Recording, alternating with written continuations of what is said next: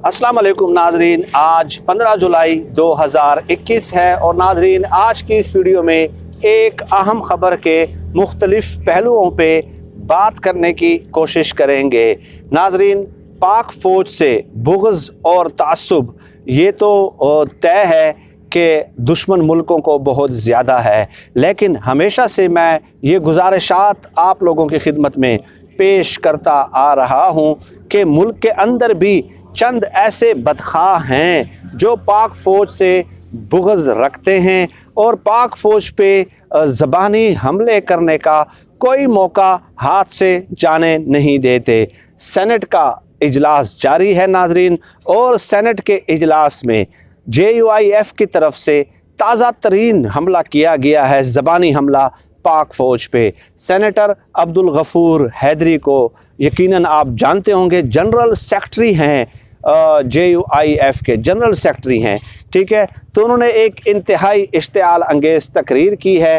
वो डेफिनेटली आपको याद होगा कि अली अमीन गंडापुर ने चंद अल्फाज कहे थे, जुमले कहे थे जुल्फ़िकार अली भुट्टो के हवाले से, तो उसका जो है ना वो जवाब दे रहे थे पीपल्स पार्टी की तरफ से। JUIF जो है वो जवाब दे रहे थे अली अमीन गंडापुर की तकरीर का। उसमें वो कहते हैं कि जुल्फ़िकार अली भुट्टो ने बहुत सारे कारनामे सर अंजाम दिए, पाकिस्तान को एटमी मुल्क बनाया, कादियानियों को जो है ना गैर मुस्लिम डिक्लेयर करवाया, और फिर आगे चल के कहते हैं कि कादियानी जो हैं, और फिर कहते हैं कि 90,000 जो फ़ौज है पाकिस्तान की वो भारतीय कैद से आज़ाद कराई, हालांकि वो वहाँ पे जेलों में जो है ना मौजूद थे। उसके बाद कहते हैं कि भुट्टो का सबसे बड़ा जुर्म शायद ये था कि उन्होंने कादियानियों को गैर मुस्लिम डिक्लेयर करवाया और उसके बाद जो है ना उन्हें तख्ता दार पे लटकाया गया है। और आगे चल के कहते हैं कि 90,000 फ़ौज जिनको भुट्टो ने आज़ाद कराया, तो 90,000 अगर ख़वातीन भी होती तो वो भी हथियार न डालते। 90,000 अगर ख़वातीन भी होती, और यहाँ पे तो 90,000 जंगजू बहादुर सिपाहियों और मर्दों ने जो है हथियार डाल दिए हैं। अब नाजरीन, ये चंद उनकी तकरीर का चंद जुमले थे, ठीक है, जो मैंने आप लोगों की खिदमत में पेश किए, उससे ज़्यादा पेश करना मुनासिब नहीं है। तो ये एक अजीब व गरीब किस्म की बात है। पहली बात तो यह है कि उसूली बात यह है कि देखें, भुट्टो ने बेशक कोई दो राय नहीं है कि कारहाय नुमाया चंद सर अंजाम दिए थे।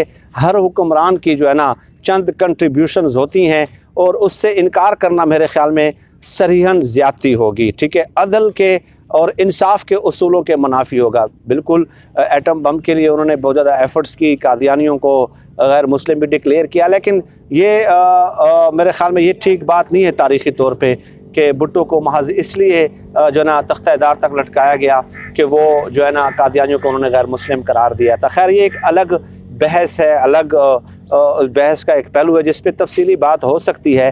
लेकिन मसला ये है कि पाक फ़ौज से आखिर बुग़्ज़ है क्या? आप मुझे बताइए कि आप अफ़गानिस्तान के हालात देख लीजिए, आप इस खित्ते के हालात पे नज़र दौड़ा लीजिए, आप इराक़ के हालात देख लीजिए, आप शाम के हालात देख लीजिए, आप मुख्तलिफ़ जगहों पे हालात देख लीजिए कि जहाँ पे फ़ौजें कमज़ोर होती हैं तो गैर मुल्की ताकतें किस तरह जो है ना वहाँ पे उस मुल्क के साथ जो है ना बुरा हाल करती हैं। तो अल्हम्दुलिल्लाह इस कदर मुश्किल हालात हैं ख़ित्ते के कि आप तसव्वुर भी नहीं कर सकते।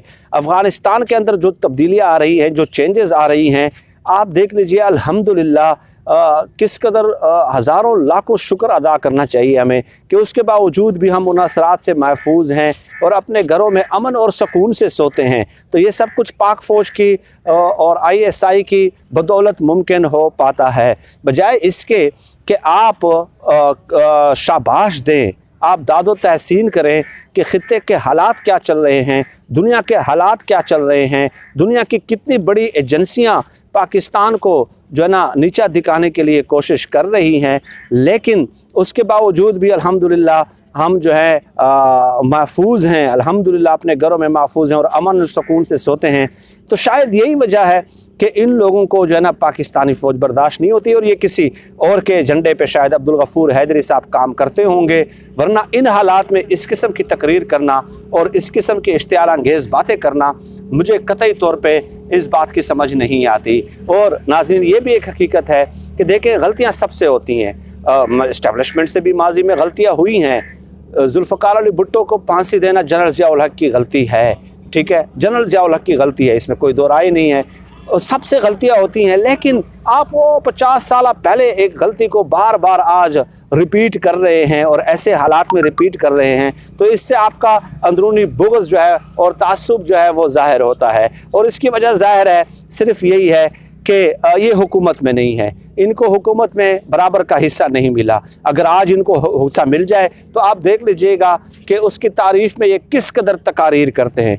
आपको हैरानगी होगी कि ये तकारीर जब करेंगे और इस किस्म की तकारीर करेंगे तारीफ़ से भरपूर, कि आप सर पीटते रह जाएंगे। तो बात उसूल की होती है, और उसूल ये है कि दुनिया की तमाम तर एजेंसियाँ, आप देख लें कि हमारे पड़ोस में जो भारत है, पाकिस्तान से रकबे के लिहाज से 4 गुना बड़ा मुल्क है। तो रकबे के लिहाज से 4 गुना बड़े मुल्क होने का मतलब ये है कि रिसोर्सेज वसाइल के लिहाज से 4 गुना बड़ा मुल्क है।